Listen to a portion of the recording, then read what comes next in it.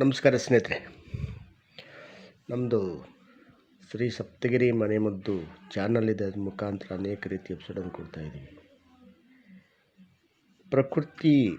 ಪ್ರತಿಯೊಬ್ಬರು ಪ್ರಕೃತಿ ಹೋಗಬೇಕು. ಪ್ರಕೃತಿನ ಯಾರು ನಂಬ್ತಾರೋ ಯಾರು ಕಟ್ಟಿಲ್ಲ. ಆದರೆ ಪ್ರಕೃತಿ ವಿರುದ್ಧ ಹೋಗಿ ಅನೇಕರು ಎಷ್ಟೋ ಜನ ಕಟ್ಟಿದ್ದಾರೆ. ಈ ಪ್ರಕೃತಿಯಲ್ಲಿ ಕೊಡುವಂತಹ ಎಲ್ಲ ವಸ್ತುಗಳು ನಮಗೆ ಬೇಕಾಗುತ್ತೆ.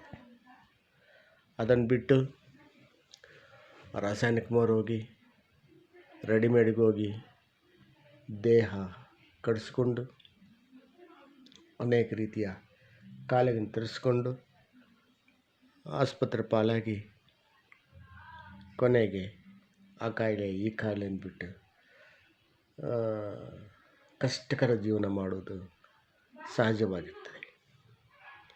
ಇಂಥದನ್ನು ನಾವು ತಪ್ಪಿಸ್ಬೇಕಂದ್ರೆ ಪ್ರಕೃತಿಯಲ್ಲಿ ಸಿಕ್ಕುವಂಥ ಅನೇಕ ಬಿತ್ತನೆ ಬೀಜಗಳು, ಧಾನ್ಯಗಳು, ಹಣ್ಣು ಹಂಪಲು ಇತ್ಯಾದಿಗಳನ್ನು ನಾವು ಸೇವನೆ ಮಾಡಬೇಕು. ಯಾವಾಗ ಸೇವನೆ ಮಾಡ್ತೀವೋ ಎಲ್ಲ ಕಾಯಿಲೆಗಳು ತೊಲಗ್ತವೆ.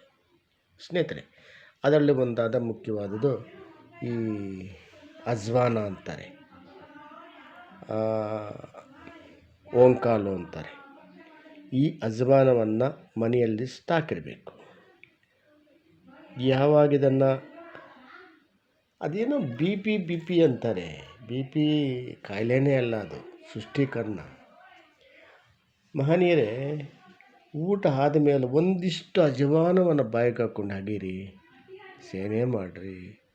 ಬಿ ಪಿ ಹೋಗುತ್ತೆ, ಶುಗರ್ ಹೋಗುತ್ತೆ, ಜ್ವರಗಳು ಹೋಗ್ತವೆ, ಎಕ್ಸೆಟ್ರಾ ಎಲ್ಲನೂ ಹೋಗ್ತವೆ. ಇಂತಹ ದಿವ್ಯ ಔಷಧಿ ನಮ್ಮ ಮನೆಗೆ ಇಟ್ಟುಕೊಂಡು ನಾವು ಸೇವನೆ ಮಾಡೋದ್ರಿಂದ ಯಾವ ಕಾಯಿಲೆಗಳು ಬರಲ್ಲ ಸ್ನೇಹಿತರೆ. ಅದನ್ನು ಬಿಟ್ಟು ಇನ್ನೂ ಬಂದೇ ಇರಲ್ಲ, ಟೆಸ್ಟ್ ಮಾಡಿಸೋದು, ನುಂಗ್ತಾ ಇರೋದು ಟ್ಯಾಬ್ಲೆಟ್. ಮತ್ತು ಅದು ಹುಡ್ಕೊಂತು ಇದು ಹುಡ್ಕೊಂತು, ಅದು ಕಟ್ಟೋಯ್ತು, ಇದು ಕಟ್ಟಾಯಿತು, ಶುರುವು ಇನ್ನು ಭಜನೆಗಳು. ಇಂತಹ ವಸ್ತುಗಳನ್ನು ಅಗೆದು ತಿಂದು ಅದರ ಒಂದು ರುಚಿಯನ್ನು ಕಂಡಿಡಿರಿ. ಯಾವ ಕಾಯಿಲೆನೂ ಬರಲ್ಲ, ಯಾವ ರೀತಿಯ ನಿಮಗೆ ಇದನ್ನು ಬರಲ್ಲ. ಒಳ್ಳೆ ಡೈಜೆಷನ್ ಆಗ್ತದೆ, ಜೀರ್ಣಕ್ರಿಯೆ ಚೆನ್ನಾಗಾಗ್ತದೆ, ಕಣ್ಣುಗಳು ಒಳ್ಳೆಯದು. ಎಷ್ಟೋ ಕಾಯಿಲೆಗಳಿಗೆ ಈ ಅಜ್ವಾನ, ಈ ಒಂದು ಓಂಕಾಲು ನಮಗೆ ಅತಿ ಮುಖ್ಯವಾದದ್ದು. ಪ್ರತಿಯೊಬ್ಬರು ಮನೆಗೆ ಇಟ್ಟುಕೊಂಡು ಸೇವನೆ ಮಾಡ್ತಾ ಬನ್ನಿ.